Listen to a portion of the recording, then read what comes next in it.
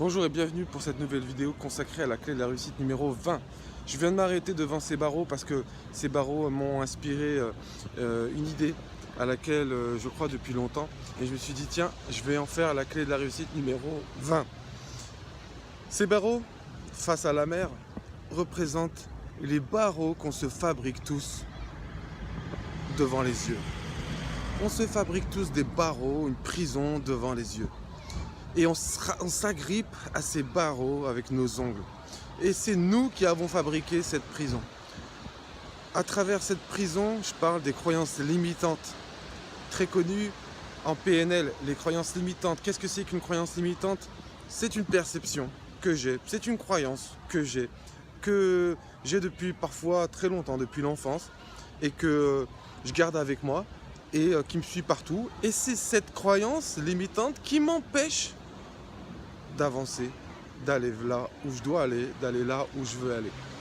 Et en fait, l'ensemble de toutes les croyances limitantes qu'un individu peut avoir constitue ces barreaux. Voilà. Constitue cette prison à laquelle chacun s'agrippe. Alors, la clé de la réussite numéro 20, c'est, allez, casser tout. Casser ces barreaux. Casser cette prison. Casser toutes ces croyances limitantes. Je vais vous donner un petit conseil pour réussir à casser vos croyances limitantes. Dites-vous que vous ne savez rien.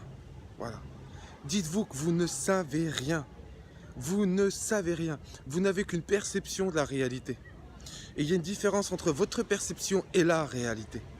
Donc, vos barreaux constituent votre perception. Vos croyances limitantes sont vos barreaux. Donc, cassez tout.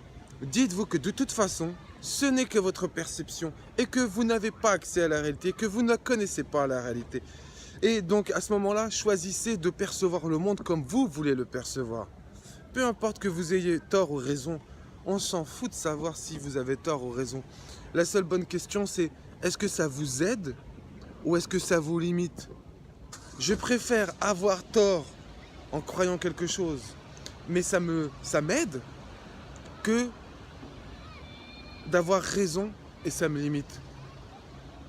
Cassez vos croyances limitantes, cassez vos barreaux, cassez-les, cassez vos perceptions. Remettez en question votre façon de voir le monde. Elle vous a été donnée lors de votre éducation, lorsque vous étiez enfant. Maintenant, vous êtes adulte. Choisissez la manière dont vous voulez percevoir le monde. Et le conseil que je vous donne, c'est percevez-le de façon positive, de façon aidante, Je vais prendre l'exemple de Cristiano Ronaldo. Cristiano Ronaldo pense, croit qu'il a été et qu'il est le meilleur joueur du monde. Avant même de recevoir son premier ballon d'or, il était persuadé d'être le meilleur joueur du monde. Avait-il tort ou raison?